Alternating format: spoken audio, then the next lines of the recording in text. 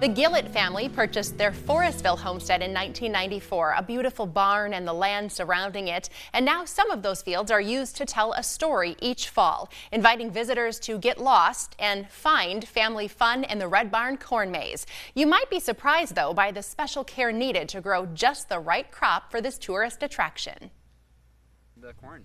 Yeah, so typically in order to have the corn at a good height for our opener in September, we like to have it planted right around Memorial Day.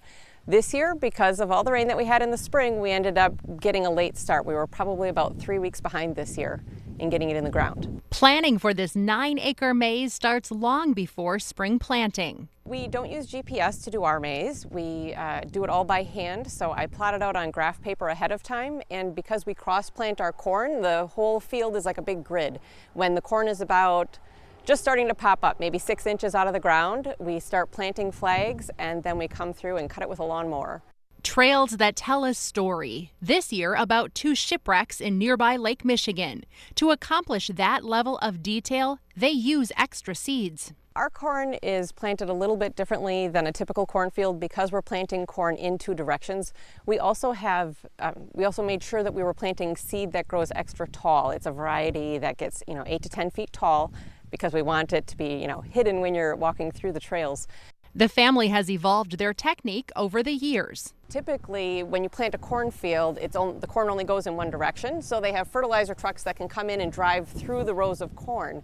But when we tried doing that the first year, in this, it ends up crushing lines of corn through the maze.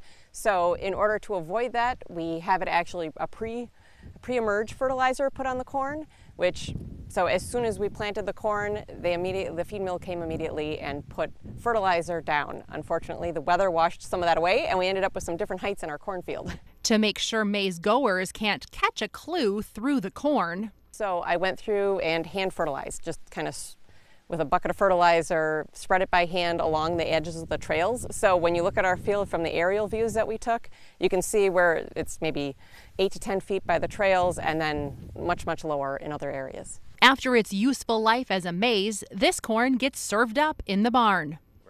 When we're done, this is all going to be shell corn that we use for both our animals and other animals in the area.